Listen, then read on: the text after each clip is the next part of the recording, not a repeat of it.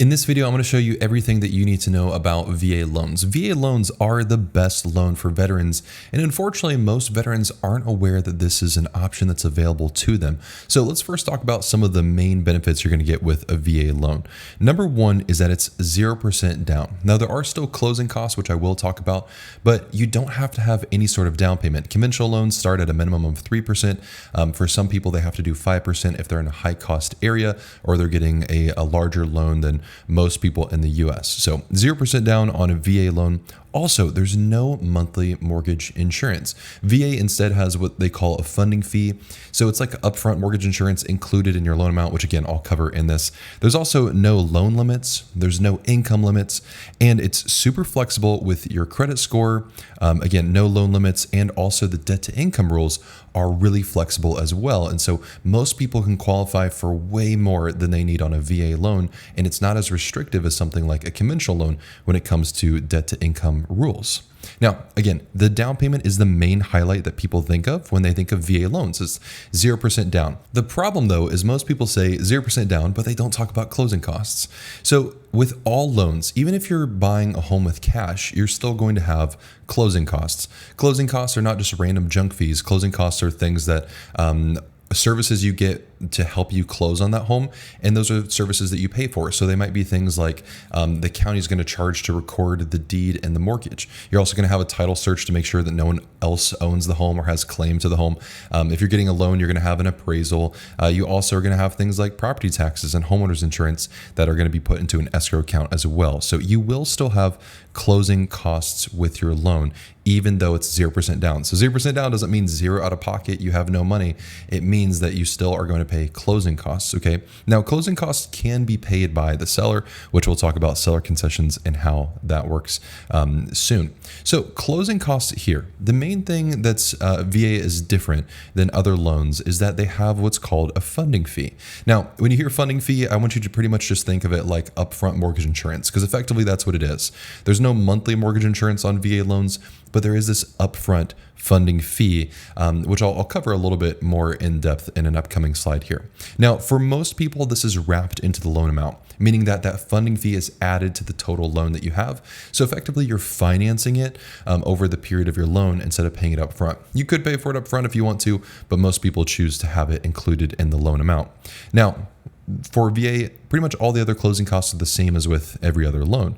So you have standard closing costs with all loans. So these are things like the home appraisal, a title search, recording fees or transfer taxes by the county, also property taxes in an escrow account, and insurance in an escrow account as well. Now, when you see closing costs, keep in mind, these are not just fees from a lender. A lot of people think that closing costs are just what the lender is charging. The lender is only controlling section A and B of your loan estimate. So they only have origination charges and then fees that the lender is charging themselves. All of these other things are not things that a lender is charging, and they're likely going to be the same with any lender that you work with. Now, seller credits, this is where you can get the seller to actually help pay for all or a portion of your closing costs. And seller credits usually have a maximum based on the purchase price of your home. So for VA loans, it's a 4% maximum with a little bit of a caveat in here. So basically what you do is you take your home purchase price times 0.04, and that's going to give you the maximum seller credits you can get in closing cost credit from the seller. So basically what's happening is the seller is taking some of their proceeds and then giving you a credit towards your closing costs. So this can be really effective if you are looking, you're doing 0% down and you want to reduce the amount that you're going to bring to closing as much as possible. You can ask for up to 4% of the purchase price towards your closing costs. Keep in mind that this isn't as attractive for a seller if they have multiple offers. So you want to keep your seller credits asks to a little bit of a minimum if you're in a really competitive market. Now, with VA, the 4% maximum only applies to these types of fees. So the funding fee, prepaid taxes and insurance, gifts with a home, such as like a TV or a home entertainment system or a hot tub. Also the payment of extra points for a permanent or a temporary buy down. And then also payoff of credit balances on behalf of the buyer. So these two are some interesting ones. So VA can be a little bit different than other loan types here. So number one, you can have the seller actually help give you a credit to pay off credit balances. So let's say that maybe you have a credit card and that's preventing you from qualifying for the loan and that needs to be paid off, or maybe just in general you want that monthly payment taken off, you want that credit balance removed. You can actually get a credit from the seller to help pay that off at closing. And something you can do as well with VA, we talked about this 4% maximum. Well, it only applies to the fees listed here. So other closing costs, things like title fees and appraisal, can actually be paid by the seller and not included in this 4%. And then when we're talking about payment of extra points, what's not included are what are called normal points. So this can be a little bit tricky. You want to talk to your loan officer about this, but basically if it's normal in your market for lenders to charge 1 point to help buy down the interest rate, that's not included or subject to the 4% maximum. So it's a little bit of a weird rule. Most people just stick to 4% for everything, but there are ways to go slightly above that when you're working with your loan officer. Now, house hacking. So with VA loans, house hacking is effectively where you're trying to take advantage of the benefits of VA to almost build up a little bit of like an investment portfolio of sorts. Now, with a VA loan, you can't buy an investment property. You have to live in the home that you're going to be buying, usually for at least 1 year. Now, there's a strategy called house hacking where you basically are taking advantage of loans, not as an investment property, but basically you buy them as a primary residence to live in, and then in the future, you kind of convert it into an investment property. So there's a couple different options with VA loans. Number one is with a multifamily. So with VA, you can actually buy a 2 to 4 unit home. And what you would do is you would live in one unit for at least a year. So that's the goal with a VA loan, is you're going to occupy that home as your primary residence for at least a year. So you could live in one unit and then rent out the other 3 units, for instance, or the other 1 unit, and collect rental income from that. Now, with VA, though, one thing to keep in mind is with other loans, you can use the rental income from those other units to help you qualify for the loan. VA will not let you do that without landlord experience. So for most people, they won't be able to use that future rental income. However, VA is super flexible in how much of a loan you can take on that you probably won't run into much of an issue, or at least most people won't run into a debt to income issue with VA.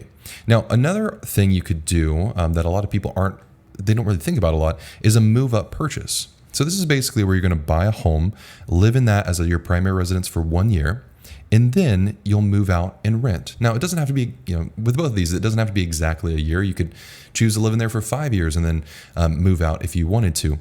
But a lot of people kind of just sell their home and move on. But this kind of move-up purchase strategy is a good option to actually kind of build up a small little investment portfolio if you want to, or a small little rental portfolio, where basically you're going to buy a home, maybe you fix it up a little bit, move out, rent it, and then buy another home if you'd like to. Now, at this point, if you're already having questions or feeling overwhelmed about getting a VA loan or just any loan in general, that is completely understandable. And so what is best at this stage is to build a helpful team, and that includes a helpful loan officer and a helpful real estate agent.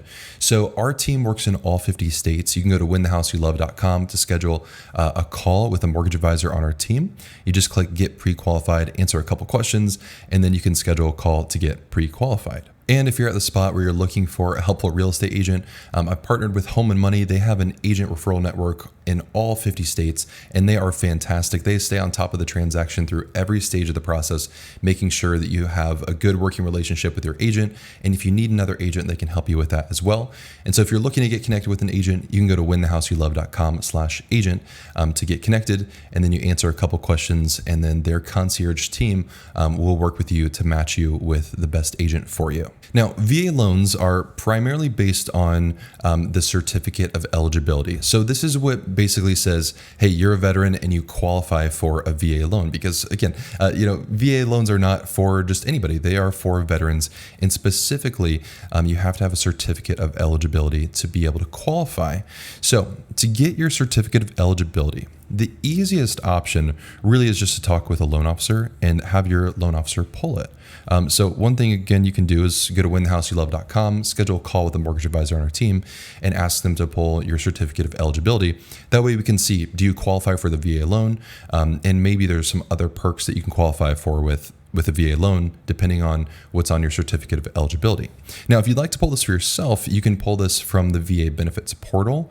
And this can be a really good option for you if you aren't ready to get pre-qualified or aren't ready to talk with a loan officer. You can go ahead and see if you can qualify for a VA loan. Now, VA has a couple different eligibility requirements for who actually qualifies for a VA loan depending on the service requirements. And so I have a link to that in the description. If you go to page 10 of this document, it will show you the different rules for eligibility based on years of service, and also if it was during wartime or peacetime.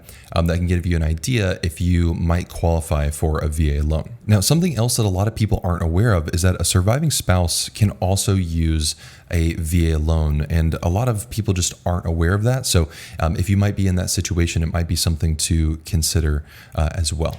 Now, with a certificate of eligibility, on that document there's going to be something that says entitlement and how much entitlement you have. And I'm not going to go into all the math that goes into entitlement because it's just way too complex for no reason, really. So we're not going to dive into that, but just know there's a thing called full entitlement, and that means that you've never used your VA loan before, and full entitlement is $36,000. Now, often people see this and they think, well, I want to buy a house that's more than $36,000. $36,000 of entitlement means that you can buy a home with 0% down with no limit at all. I know it's weird. I'm not going to go into the math of how this all works with the VA, but $36,000 means that you are good to go. You have full entitlement. You can buy a home with no loan limit, 0% down, and you're perfectly fine. Now, as you buy a home, your entitlement's going to be used up a little bit. And so that can limit the amount of home you might be able to purchase with 0% down in the future. And there's also what's called Tier 2 entitlement. So if you're looking at your certificate of eligibility, maybe you've already used a VA loan before. Even if your entitlement is 0, there's what's called Tier 2 entitlement, where if you're getting a loan above $144,000 and below the Freddie Mac county loan limit, you can still purchase a home with a VA loan. What I would suggest is going online and looking at a VA entitlement calculator if you have less than $36,000 in entitlement. That way it will tell you really easily what kind of home max loan amount you can get with 0% down. And then if you exceed that, you can still buy a home with a VA loan. It just might require a down payment if you go higher than that. And most people aren't aware you can have more than one VA loan at a time. You're not restricted to just one and then it's done. Even if you bought a home with a VA loan, you can still buy another home with a VA loan, and there's several ways to do that. I don't want to go into all the details because it gets really confusing, but just know that if you see $36,000, that is perfectly good to go for a VA loan. That's the best situation in entitlement for a VA loan. If you have less than that, look up a VA entitlement calculator online, and then it will show you what kind of loan amount you can get with 0% down. Now, one quick word here is I want you to watch out for VA experts. Over time, not just with mortgages, but I think with a lot of things, veterans are targeted for a lot of advertising because there's a lot of really great programs and services for veterans, but unfortunately people can kind of start getting their hands mixed in and get a little bit greedy. And even in the mortgage space, what we've seen over the past few years is sometimes lenders will target veterans and then charge them more money because either those veterans are unaware of a VA loan to begin with, and so they don't really realize what other options are out there, or there are companies that put veteran in the name, or they add a flag somewhere, or they in some way almost insinuate that they are an official source. And so you might be able to think of some companies that I'm alluding to. It doesn't mean that company is bad, but sometimes those companies try to seem very official, and people think that that's the only place you can get a VA loan from, which is just not true. Pretty much every lender in the US is going to be able to do a VA loan. Going through one of these companies that has a flag and has someone in the military in the photos doesn't mean that that's the only source of VA loans or that they do VA loans better. So it's just something to be mindful of. And of course, there are companies or people that specialize just in VA loans, and they can be a great resource as well. I just want you to be mindful of the marketing that happens towards veterans and realize that most lenders do VA loans, and you're not just restricted to a couple small things or small companies that only market themselves as VA experts. Now, when it comes to affordability, with how much a lender is going to approve you for, most loans use what's called a debt to income ratio. So debt to income is basically where you're taking your minimum monthly debt payments plus your future mortgage payment, and that's going to be divided by your gross monthly income. And so that usually is a percentage that lenders have as a maximum based on different types of loans. Now, VA actually uses something completely different. It's called residual income. And residual income is different in that it is actually looking at your net income as opposed to your gross. So they're considering the taxes that you pay. Also, it's going to have childcare expenses. So if you pay anything for childcare, that actually is going to be included as a debt in there as well. And then they also try to estimate utilities. Where other loans don't look at utilities, VA will try to estimate what your utility expense might be. And then what residual income means is they want to see how much money you have left over after paying your taxes, after paying your monthly minimum debt obligations, any childcare, any utilities, your future mortgage payment. After all of that, how much money do you have left over? And then they compare that based on your family size and where you're buying in the US, and you have to make above that residual amount. For most people, residual income is pretty easy to qualify for because the residual income limits or the amounts for a family of two in most of the US is around $750. So again, if after paying your taxes, future mortgage payment, minimum monthly debt payments, any potential childcare and utility expenses, as long as you have about $750 left over that month, you usually can qualify for a VA loan using the residual income test. So it's something that you really shouldn't be too concerned about. With a lot of loans, debt to income can really be tricky sometimes for a lot of people, but VA is super flexible, and most people don't run into a residual income issue most of the time. Now, one extra little rule to this is that the VA guidelines say a lender can omit any individual from the family size who are fully supported from a source of verified income. So if you are in a situation where maybe you're looking at a VA loan and for whatever reason, maybe you're not able to meet the residual income, your loan officer says, hey, you're not able to qualify for this amount, see if this is an option where maybe somebody who is in your family has income that they can be removed from the family size, and that can help your residual income requirement just a little bit. Now, with the NAR settlement and agent commissions, what used to happen with VA loans is VA did not allow you as a buyer to pay for any sort of real estate agent commission. They just didn't allow any sort of real estate buyer fee or commission to be charged to the buyer. Now, with the NAR settlement, what they have said is they have a temporary, with no defined expiration date, a temporary rule that says this is now allowable, and it's not in the loan amount, and it's not a seller concession if the seller pays. So basically what's happening is it's the same with all other types of loans when it comes to real estate commissions, that VA is basically saying, okay, if your real estate agent is going to charge a commission directly to you, then you're now allowed to pay for it. And the seller can also pay for that too. And it doesn't count towards that 4% that we talked about in seller concessions. Now, likely, even though VA is 0% down, you're still going to have some sort of closing costs. Likely, you're going to have some sort of money that you're going to bring to the closing table to buy a home. And an underwriter needs to verify where that money came from. It can't just come from, it can't be mattress money or something like that.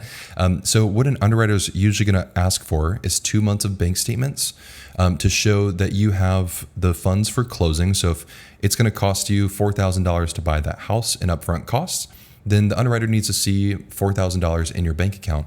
And they need to verify that over 2 months of bank statements. And they want to see the history of those statements to make sure that money didn't come from an unallowable source. Something else the underwriter is going to be looking for are what are called large deposits. So if they see, for instance, something that's not payroll, but if they just see a random deposit for $10,000, that has no explanation to it, they're going to ask for where that money came from. And they're checking to see if it's either in an allowable source or an unallowable source. So an allowable source are things like income from your job. So you have savings, maybe a tax return. Those are perfectly fine. Gifts are perfectly acceptable. Stocks, bonds, great. Retirement accounts. You can also get a loan or a withdrawal. Those are allowed be used on a loan as your down payment or closing costs. And then if you had anything like any sort of windfall, so you had an inheritance, a settlement, that's perfectly fine. What's not allowed are things like cash. You can't bring cash to the closing table. No personal loans, no credit cards or credit card advances, no unsourced money. And unfortunately, cryptocurrency doesn't work. You're going to have to liquidate the cryptocurrency to be able to use it. So basically, the underwriter needs to be able to see where that money came from for you to be able to use it. Now, when it comes to gifts, gifts for things like your closing costs, maybe you're getting this from someone in your family, can be used to help pay down your closing costs. And instead of the lender documenting your ability to pay for those closing costs, they can document a donor's ability to pay for that. So for gifts, it's allowed from anyone not affiliated with a biller, developer, real estate agent, or any other interested party. So your real estate agent can't give you, money for your closing costs. But what's different about VA compared to other loans is most other loans are going to require a family member only to give you a gift, where VA is a little bit more flexible, where it will actually allow something like or someone like a friend could give you a gift for your things like your closing costs. So for documentation of this, your lender will give you a gift letter for the donor to sign, basically saying, I'm giving this much money and I don't expect repayment. And then they'll also want to see a copy of the donor funds by check or a transfer to the closing agent to verify those funds. So that can be a really great way, again, if you have somebody who is willing to give you money for closing costs to help you out with your cash to close, that can be a great option. Now, VA does not have a minimum set credit score. So the credit score minimum is actually up to the lender. And most lenders are going to have a minimum credit score of 580. Now, there are some lenders that will go all the way down to a 500 score. However, there's not many that will do that. And usually those loans are going to take a little bit longer and be a little more frustrating to work through with those types of lenders. 580 is what you'll expect with most lenders. With your credit history, VA tends to like 2 years plus of credit history. It's possible that you can get approved with less than that, but it's usually best to have 2 years plus of credit history before you get a VA loan. No credit score is also an option. Bad credit and no credit are not the same thing. No credit just means you have no credit score at all. You don't use credit, and so you've never got a credit score. That is an option that can work. However, if you have poor credit or bad credit, it can be difficult then to qualify for a VA loan. And then what's used is your middle score. So most people have 3 different credit scores. You have one from Experian, Equifax, and TransUnion. And your middle score, your median score is used. So basically, of all those 3 scores, the top one is thrown out, the bottom one is thrown out, and the middle one is the one that's used as your qualifying score. And the credit scoring models that are used in Experian is FICO Score 2, Equifax is FICO Score 5, and TransUnion is FICO Score 4. Now, with a VA loan, and we've talked about veterans are the ones who qualify, but what if you want to get, you're a veteran, but you want someone else on the loan with you who isn't a veteran? So this is what would be a joint VA loan. So to qualify for 0% down, only veterans and their spouses can be on the loan. Even if the spouse is a non-vet, that's perfectly fine. You can still do 0% down. If you're a veteran, if your spouse is not a veteran, they can be on the loan with you. Perfectly fine. However, if they're not your spouse, things get a little bit tricky, and that's where it has to be a joint VA loan. So if a non-veteran is on the loan other than a spouse, it's called a joint VA loan, and most of the time it's going to require 12.5% down. So basically what the VA is doing here is they are saying the veteran gets 0% down, but the co-borrower who's on the loan, the non-veteran, non-spouse, has to bring their down payment of 12.5%.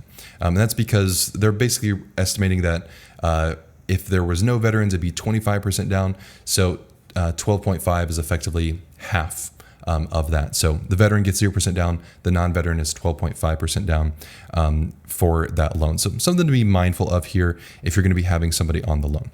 Now, with other loans, normally what we can do is add a non-occupant co-borrower. So let's say it's a conventional loan, and maybe somebody on the loan is having difficulty qualifying for the loan, they could add maybe a parent on the loan as a non-occupant co-borrower to help them qualify for that loan, even though the parent isn't going to be living in the home. VA is not going to allow you to do that. They're not going to allow a non-occupant co-borrower just to help you qualify, even if you're doing the 12.5% down. Now, one of the biggest benefits of VA is the interest rates are fantastic compared to other loans. Historically, VA rates are almost always lower than all other types of loans. And there's primarily going to be two different types of rates you're going to get. They're either going to be fixed or an adjustable rate. Most people are not going to get an adjustable rate because it changes over time. Fixed means that that rate will never change over the entire loan. So if it's a 30-year loan, you'll have the same rate in year 1 as you do in year 30. Now, if you want to see average rates, you can go to winthehouseyoulove.com/rates. And over here, I have compiled the average rates nationally for different types of loans. So you can see here for a 30-year conventional loan right now, it's around 6.429%, and a VA loan would be 5.87.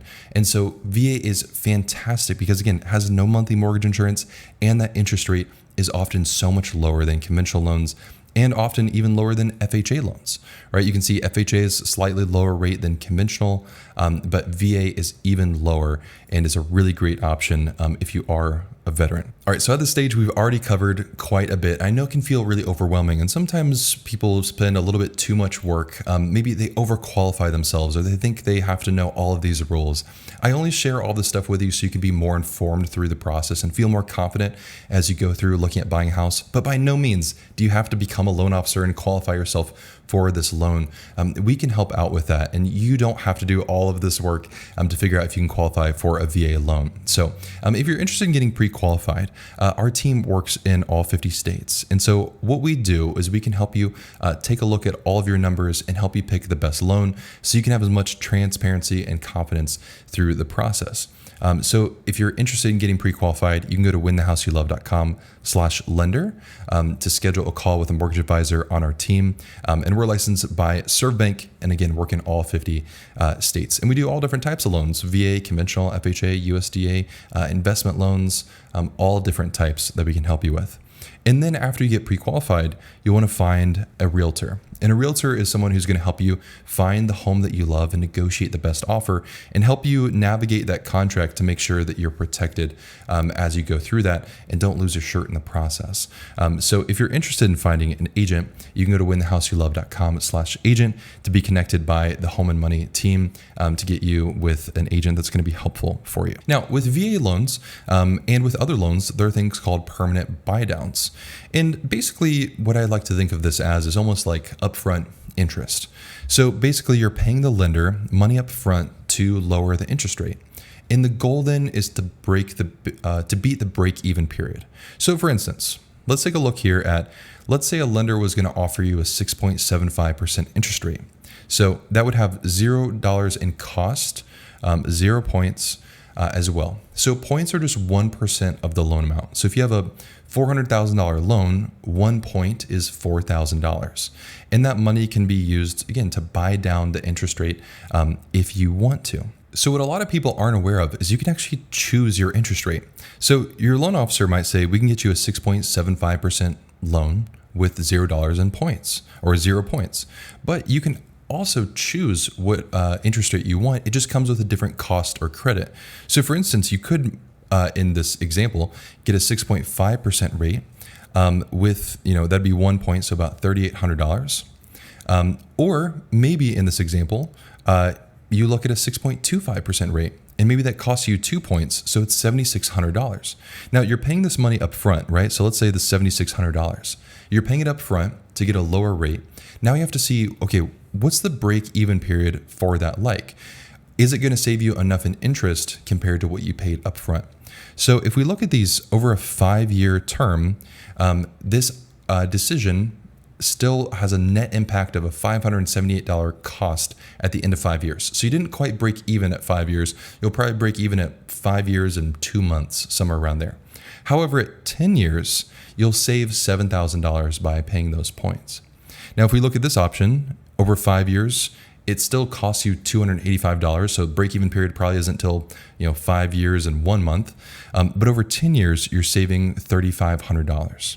Now, you can also go the opposite direction. If you need money for closing costs, you need some help with reducing the upfront costs, you can actually ask your loan officer to increase the rate and give you a credit. So maybe you get a -1 point to then give you a credit of $3,800 from the lender. Now, this then, though, over time is going to cost you money because the interest rate was increased. So ask your lender about this if you're interested in the different rate options that you could get, because most lenders are going to offer you one rate because most people don't really understand how this works. But you can choose different rates and see the costs associated with them. So talk to your loan officer about that if you're interested in that as well. Now, you can also do what's called a temporary buy down. So permanent meant that rate is what's set for the entire life of the loan. A temporary buy down is just that. It doesn't last for the entire loan. It only lasts for a couple of years. So some common types are a 3-2-1, a 2-1, and a 1-0. So the way that these work is a 2-1 buy down. Basically, in year 1, your interest rate is lowered by 2%. In year 2, your interest rate is lowered by 1%. And then year 3, your interest rate is normal. With a 3-2-1 buy down, in year 1, your interest rate is lowered by 3%. In year 2, it's lowered by 2%. In year 3, it's lowered by 1%. In year 4, it's back to normal. So the way this works is when you're negotiating to buy the home, either the seller or the builder will give you a credit for this temporary buy down. And what it does is it lowers your monthly payment for the first couple years. And the goal with a temporary buy down is effectively to refinance in a short period of time. You don't have to, you don't lose any money by not doing it, but people do a temporary buy down when they expect interest rates are going to drop. And they're thinking, well, a permanent buy down might not make sense because I don't want to pay all this money up front if interest rates are going to lower and I can refinance. So that's when people will do a temporary buy down to help alleviate the upfront or the first couple of years of payments and then potentially refinance in the future. Okay, so mortgage insurance. Again, I've talked about there's no monthly mortgage insurance. Things like FHA loans, USDA, conventional loans all have monthly mortgage insurance, but VA does not. However, there is a funding fee that is wrapped into the loan amount. Okay, so the way that this works is the funding fee is effectively, it's almost like you're paying all the mortgage insurance up front rather than monthly. So it's based on a chart, the amount of times you've used the VA loan, and then also your down payment. So for instance, most people are going to be in this first use category. If you've never used a VA loan, you're in first use. And let's say that this is the first time using a VA loan with 0% down. So your down payment's less than 5%. Your funding fee would be 2.15%. Okay. So you basically take that times your loan amount, and then that's going to be your new loan amount. So for instance, let's say that you're looking at a $300,000 house. What I would do is I would multiply that times 1.0215. So you're buying a $300,000 home, but even with 0% down, your new loan amount would be $306,450. So you have a $6,450 funding fee that's going to be wrapped into that loan amount. And you can see with a higher down payment, that changes. So if we looked at an example here of a $400,000 purchase price, if you did 5% down, which is not required on a VA loan, but you can still do more down if you want to. So you'd have a base loan amount of $380,000. What we would do is look back to this chart. So 5% down or more is a 1.5% funding fee. So we take the $380,000 times that funding fee, and that would give us a total loan amount of this. Now, something to be really mindful of with VA loans is that if you are doing 0% down, is that technically you're going to be underwater on your mortgage in the first couple years of having that home. Because again, if you're doing, let's say $400,000 with 0% down, okay, well, your base loan amount is $400,000. Well, if you're getting, let's say you're doing 0% down again, if we take $400,000 times 1.0215, you're buying a $400,000 house, but financing $408,600. So you're underwater in your mortgage immediately by $8,600. Now, for most people, that's not an issue because over time, they're planning on being in their home for at least 5 to 10 years, and that's not an issue. But if you try to sell your home very quickly, you may run into an issue there because that funding fee was there. So something to be mindful of. if you're planning on selling your home very quickly, a VA loan might not be the best option because you have that mortgage insurance included in there. Now, with some credit issues, some things you want to be aware of with a VA loan. Okay, so when it comes to credit issues in VA loans, when you have a mortgage account that already exists and you're looking at getting a VA loan, they want to see that over the past 12 months, there's no more than one 30-day mortgage late. If you've had a Chapter 7 bankruptcy, you'll need to wait 2 years from that time to be able to purchase a VA loan. With a Chapter 13, you can get a VA loan 12 months into the payout or the payback, and you also have to have permission from the court. If you have a deed in lieu of foreclosure, a short sale, or a foreclosure, the wait period is 2 years. Okay, and if you have student loans with VA, income-driven repayment plans are allowed as long as you have documentation of that repayment plan.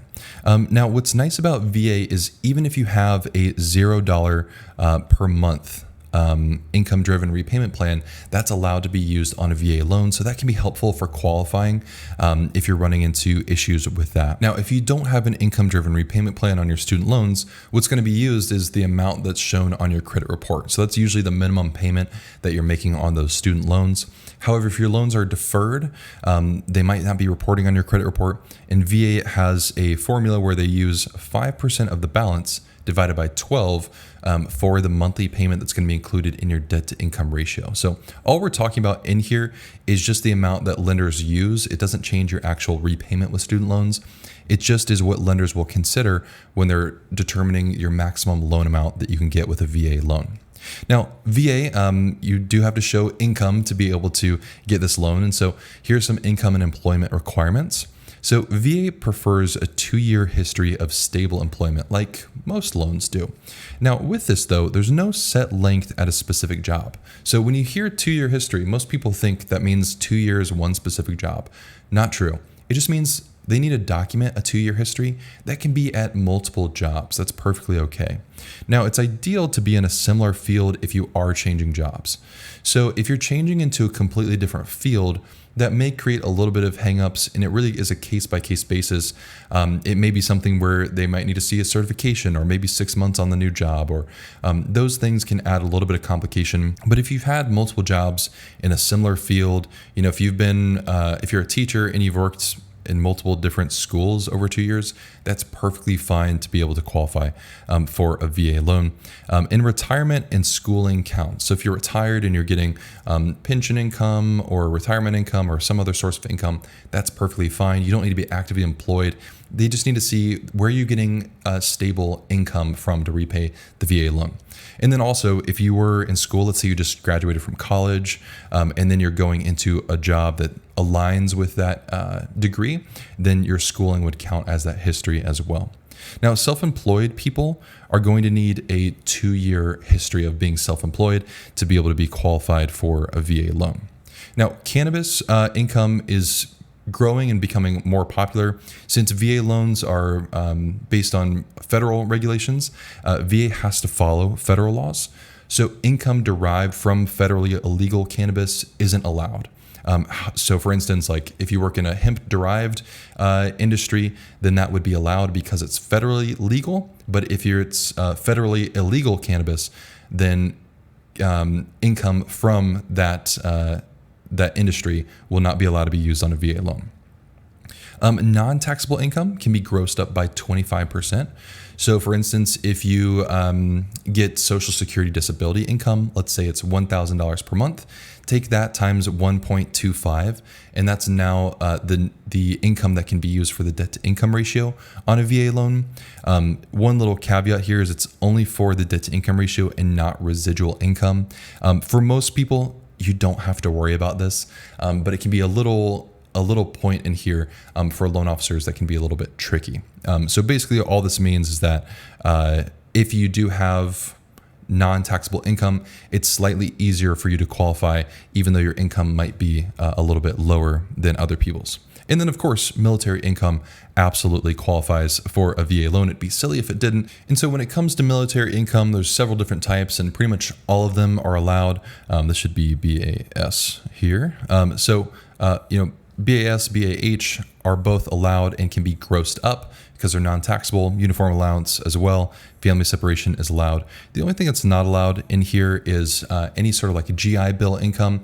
And this is because it's temporary, and underwriters don't like temporary income because it's going to end. So they don't know that you're going to have income after that. So if you do get GI income or GI Bill income, then it's not likely you'll be able to use that income on a VA loan. And like I mentioned before, VA is for primary residences, so they expect you to occupy the home within a reasonable amount of time. So there are some rules with that. If you're deployed, then you automatically qualify. So if you're currently deployed or actively deployed, they don't expect you to come back and occupy the home. That's perfectly okay. 60 days is the expectation in most situations. So if your child or your spouse occupies within that 6-day period and you don't, that counts as well. If it's more than 60 days, VA basically just needs some additional documentation. They need to certify that you're going to occupy the home at a specific date in the future, and that there actually is a particular future event that will make it possible for you to occupy the property. They just need some more clarification. If it's going to be more than 60 days, why is it going to take you longer than 60 days to occupy that property? And then one little extra quirk in here is the occupancy for retirement can be up to 12 months. So let's say that you're buying a home for after retirement. As long as you're planning on occupying that in the future and the lender can document that plan for retirement, then you can actually delay occupancy up to 12 months for that home. Now, some property types that you can purchase are obviously things like a single family. That's what most people look at. You can also buy a condo or a townhome. You can also buy new construction with VA and manufactured homes as well that do require 5% down. Most loans have a loan limit, but VA has no loan limit at all. As long as you have full eligibility. Sometimes if you do have limited eligibility and you're looking at really high purchase prices, you may run into a down payment that's needed. But again, if you have that $36,000 in full entitlement, there is no loan limit that you need to be aware of. Most lenders will have their own limits on how much they'll lend up to. Often it's in like the $2 to $3 million category. But with VA, you could buy a $2 million house with 0% down with full eligibility as long as you can qualify for it. Now, we talked a little bit about debt to income and residual income. A little bit more about residual income here is that VA is using residual income. So it's factoring in things like your after-tax income, childcare expenses, your family size, the state you're in, and then also estimated utility expenses.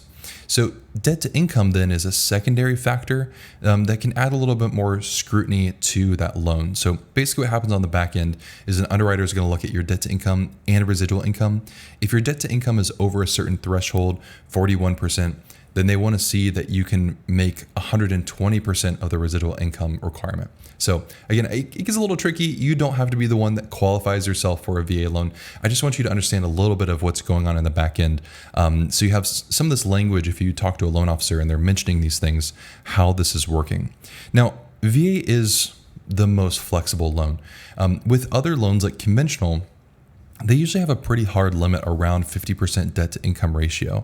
VA loans, I've seen VA loans go sometimes as high as mid 60% debt to income ratio, which is crazy that it goes that high. But most people aren't going to run into a debt to income ratio when it comes to VA loans. Now, if you're in that spot where you're trying to figure out just some like generic numbers. A lot of people don't want to start with talking with a loan officer and giving a ton of information. You just normally want a ballpark idea of what those numbers look like. And so I created this calculator that helps you do that. It's called the Max Purchase Price Calculator, and you can get it at winthehouseyoulove.com/max price. If you use the code Kyle, KYLE, it will give you 20% off. And what it does is it's a whole affordability dashboard. It walks you through a lot of the math and formulas that loan officers use to determine how much of a loan you can get. It's also going to show you things like monthly costs and then explain different affordability theories as well. So you can have a lot more confidence when looking at a more balanced and comfortable monthly payment number and how that turns into a purchase price as well. That way, because you're not just looking at a purchase price of $400,000 and thinking, can I afford that? What is the monthly payment on that? This helps clarify this for you. Now, At some point in the future with a VA loan or with any loan, you might consider refinancing. And what most people do with a refinance is, they might get an interest rate at, let's say, 7% today, and then interest rates over time in the future may decrease. Let's say they go down to 5.5%, and you might want to refinance your loan into that lower interest rate to save money over time. And so VA has a couple different refinance options. So this is if you're going from a current VA loan and refinancing it into another VA loan. They have what's called a VA IRRL. So this is how it's pronounced. It's an interest rate reduction refinance loan, or a VA IRRL. And basically it's a low cost way to lower your interest rate. The main benefit of a VA IRRL is there's no appraisal that's required. So you don't have to go through this whole intense underwriting process again to re-qualify for the loan. Basically what's happening is, as long as you can meet the threshold of it saving you money, so it's lowering your rate, lowering your monthly payment, then you're able to refinance into this lower interest rate without having to requalify for the loan. And so there is a waiting period then of 210 days after the first monthly payment is made on that loan. Also, you can pull cash out on a VA loan. So basically that's when you're pulling out equity as a lump sum of money. And again, this is the same waiting period, but there is an appraisal that's required. All right, so speaking of appraisals, VA appraisals kind of get a little bit of a bad reputation. And I think it's a lot of misunderstanding. There's some truth to it, of VA appraisals being a little more difficult, but it's a little blown out of proportion. So an appraisal is when a third party is hired by a lender to verify the value of the home. They want to make sure that if you're buying a $400,000 home, that's not worth $300,000. It's both to protect the lender and also to protect you as the veteran, to make sure that you're not buying a home that is worth less than you're paying for it. Now, you should absolutely still get an inspection. An appraisal is not a home inspection. It's not designed to help you see if there's repairs that you need to do or conditions of the home that you need to be aware of. It's only really designed to tell the lender about the condition of the home and to give a value of the home as well. You should still have an inspection from an actual licensed inspector. Now, some sellers don't like these loans, again, because they can have a little more scrutiny to them. And I think there's a perception that VA loans come in with a short appraisal. In my experience, that hasn't been true. But that perception still exists among sellers, so it's something to be mindful of. And the appraisal is something that protects the lender, not you. It can be something that's beneficial to see what the value of the home is. And again, in those extreme circumstances, it can protect you, but the main goal of the appraisal is to protect the lender. Now, VA has an interesting little quirk in their appraisals that's really nice, and it's called Tidewater. And basically what happens is if the appraisal comes in short, so if you buy a home or under contract for $400,000, let's say the appraisal comes in at $380,000. The appraiser says, this home is only worth $380,000. Okay, there's a $20,000 difference in here. And so either the seller needs to drop the purchase price, or you need to come up with the $20,000 on your own and bring that to the closing table to pay to the seller, or you meet somewhere in the middle. That's what happens on most loans. But with VA, if the purchase or the appraisal price comes in shorter, they enact what's called Tidewater. So that means you have 48 hours where your real estate agent will provide additional sales data to support the contract price. So with other loans, often you get the appraisal back and that's kind of it. There really isn't a ton of, you can ask the seller to reconsider the value, and that tends to never work. With VA, what they do is they don't tell you what the value came in at. They basically say, the appraiser says, hey, the number I have here, I can't share it with you, but it is lower than the purchase price. So I need more data to see where you're getting that purchase price from, and your real estate agent should be able to provide that additional sales data. Okay, so let's talk about the appraisal condition. This is the thing that the appraiser is going to be looking out for, and this is sometimes where sellers can get a little bit frustrated because the appraiser might be a little more intense on the appraisal than they prefer, but it's important to keep these in mind before you write a contract on a home. So when you go and take a look at that home, I want you to keep these things in mind. Have your real estate agent keep these things in mind that could be issues on a VA appraisal. So VA tends to be mindful of things like they don't want standing water. Ground cover needs to be stabilized to prevent erosion. It needs to be connected to public water, and sewer when feasible. Also, well and septic tests are required for compliance with local health standards. So your real estate agent should be able to help you navigate these things as well, okay?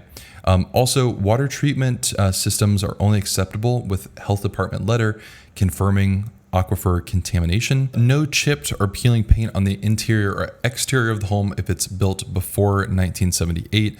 And if so, these just need to be corrected. So all these things are really most of the time small things that can be corrected. Of course, there's some bigger ones in there that might be a larger issue, but sometimes when it comes to like chipped or peeling paint, sometimes it can just be like a small spot that can be corrected. It doesn't have to be a whole huge deal blown out of proportion like I think a lot of sellers can turn it into. For the roof, up to 3 layers of shingles are acceptable. And then a wood destroying insect inspection is required if local jurisdiction requires it or an appraisal reports evidence of that. And so VA does have a map of likelihood of wood destroying insects. And so they'll follow that to see if it's required in your area. Also, you need to have a safe, operable furnace and heating system, no exposed electrical wiring. I can't tell you the amount of times I've seen an appraisal come back and there's just loose wires hanging down from the ceiling. why that happens in the first place. And then sellers get frustrated that that was even a problem. It's not hard to cap off the wires. But anyway, something to be mindful of there. Plumbing leaks, there should be leaks here, need to be repaired. And then no broken or cracked window glass as well. So let's run through some example homes here. So it's nice to actually take a look at some numbers to get an idea of what this could look like. In these 2 examples I'm going to pull here, these are all going to be based on averages. So these rates here, these terms are not an offer to lend. To get an actual offer to lend, take a look at your numbers. Again, you'll want to set up a call with our team here that we can get all of your info to give you an accurate quote if you want to. And then what I did is I pulled all this data from public data. So this was a home that I saw listed in Phoenix for just under $720,000. And this is for a 30-year loan. So if we look at the monthly payment first, I'm assuming that this would be at a 6.875% rate, just for an example here. We would also have property taxes, homeowners insurance, and there is a homeowners association fee of about $200 in here as well. So the estimated total monthly payment for the mortgage would be $5,437 per month. Okay. Now, again, for a lot of people, this is going to be on the higher end. I wanted to pull a little bit more of a higher end example here. Again, $720,000 for this home in Phoenix. Now, when it comes to the upfront costs, there is no down payment here. Closing costs, I'm going to estimate around $13,930. These would be for things like taxes, homeowners insurance, recording fees, title searches, things like that.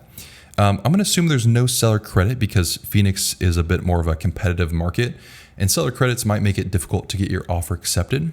So the cash to close, so the total due at closing here, would be $13,930, or basically the same amount you paid for your closing costs. Now let's go to the other end of the spectrum and do something on the lower cost side. So this is a home in Dayton, Ohio for $120,000 here. It's not a dump. It actually exists as a home. I know there's going to be people who are like, $120,000 would buy me a shoebox in California. I know there's different parts in the US that have different costs. So this is $120,000, 30 years, 30-year loan in Dayton. So again, here's our monthly payment breakdown. Principal and interest, property taxes, homeowners insurance, no HOA. Monthly payment would be around $1,006 per month. Again, for a pretty large sized home. Down payment, $0. Closing costs, I'm estimating around $4,400. You can see I have a couple extra numbers in here that shouldn't be in there, which I will definitely correct in the future. Seller credits, I'm estimating around $1,000. So the cash to close would be $3,417 to be able to buy a home in this example.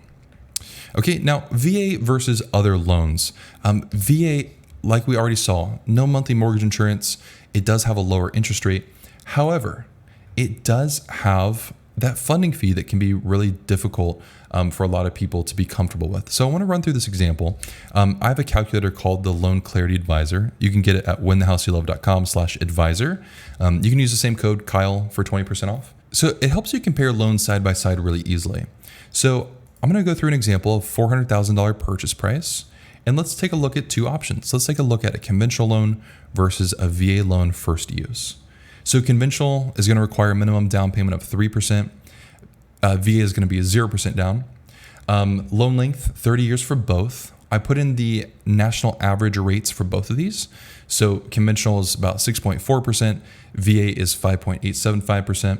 And then conventional is going to have mortgage insurance as well. I'm going to estimate that around $194 a month. And then VA won't have any monthly mortgage insurance. So what this will allow you to do is take a look at different years and see which loan is better. And so we can see over 10 years, the average time that someone's in the home, VA would save them $23,000. Now, what's that considering here? What it's considering is finance mortgage insurance, right? This VA loan has $8,600 in finance mortgage insurance that's included in the loan amount. Often what I see people do is they look at that and they think, nope, I'm not doing that. VA is a scam. I'm doing something else just because of that $8,600. Well, conventional, of course, doesn't have a financed mortgage insurance, but it does have monthly mortgage insurance. And over 10 years, you're going to be paying about $21,830 in conventional mortgage insurance and zero in VA monthly mortgage insurance. So immediately it's easy to see that, yeah, you paid the $8,600 up front, but over time being in that home, you're still paying quite a bit more in mortgage insurance on the conventional loan. And you're saving money in interest with that lower interest rate. And so again, VA is a $23,000 better option over 10 years. Even over 5 years, VA is going to be saving you $7,600, again, even with that upfront mortgage insurance. So I know that funding fee can be scary to take a look at. And of course, if you're going to be selling your home in a short amount of time, I wouldn't suggest VA. But over a longer time, VA is a better option most of the time because you don't have the monthly mortgage insurance that conventional loans do, and you have the lower interest rate. And of course, you can use this calculator to compare all different types of comparisons. If you want to look at different down payments, I automatically have all of the guideline rules built in here. So if you increase the down payment, it changes the funding fee. If you have a service-connected disability, then the funding fee is waived on all of VA loans as well, which is a really nice benefit, which makes this an even better option because there is no financed mortgage insurance. So feel free to play around with that and take a look at different mortgage scenarios. Now, when it comes to assuming, your VA loan is kind of interesting. It actually can be assumed. And so what that means is when you're selling the home, the buyer, even if they're not a veteran, can actually take over your mortgage. And so as long as you talk with your current mortgage holder about this when you're selling the loan, and they approve it and they approve the new buyer, even if they're not a veteran, they can take over your loan. So in this current interest rate market, it may not, we don't really know what's going to happen in the future. But for instance, let's say that you get a loan right now at 7% interest. And let's say in the future that interest rates rise to, let's say 9%, which I hope that doesn't happen. But if you're selling in the future, that 7% interest rate is really attractive to a buyer. And you actually can have the buyer assume that mortgage. And that can be something that really might make it easier for you to sell your home in the future if that's something that you need. So that's unique to VA loans, that a buyer can assume that mortgage. Something to be mindful of though is that your entitlement stays with the home if someone assumes your mortgage. So you can still buy another home with a VA loan, often using like your tier 2 entitlement, but your entitlement in your current home is going to be wrapped up unless you sell the home or refinance it into a different loan and get a restoration of entitlement. So something to be mindful of. Most people probably won't run into the scenario, but it can be beneficial to have. Now, as far as the success rate of this loan, sellers tend to be a little bit weary of VA loans because of things like the appraisal requirements. And unfortunately, VA loans have this reputation of being a longer process. Look, VA loans don't take longer to do than any other type of loan. The reason I think this happens, or why there's this this reputation with VA loans, is because of some of those bigger companies that have the word veteran in their name, or they tend to have a flag somewhere, and so they're like, we're the veteran, we're the VA company, and they almost kind of imply that they're the only company to work with. Often those companies can be kind of difficult to work with, and it can be difficult to reach somebody there, and it can be a longer process. And so I think that's why a lot of people have this perception that VA is going to take a little bit longer. So here's what I would suggest is first, have your loan officer call the listing agent if you have a VA loan. That way they can reassure them, hey, everything is good to go. We can close this in X amount of days, and we're confident about this purchase without there being any issues. That way they can alleviate some of the fear around it being a longer process and maybe answer any questions about the appraisal requirements if they have them. That way issues can be spotted before an appraiser goes out there. And then also something to be mindful of too is that if you are going to submit an offer to buy a home with a VA loan, that if you're in a competitive market, talk to your real estate agent about maybe there's other ways you can make your offer be a little bit more competitive. Again, not because VA loans aren't great. VA loans are fantastic, but sellers can have this perception that there might be issues. And so you might need to kind of sweeten the deal a little bit if a seller has some hesitancy, and your real estate agent can help you navigate that process. So at this point, if you're ready to get pre-qualified, again, we work in all 50 states, and we would be happy to help. Our goal is to guide you through the process and to figure out your goals with buying a home and help you accomplish those with the right loan. So you can schedule a call with our team at winthehouseyoulove.com/lender. And if you're looking for a real estate agent, you can go to winthehouseyoulove.com/agent to get connected.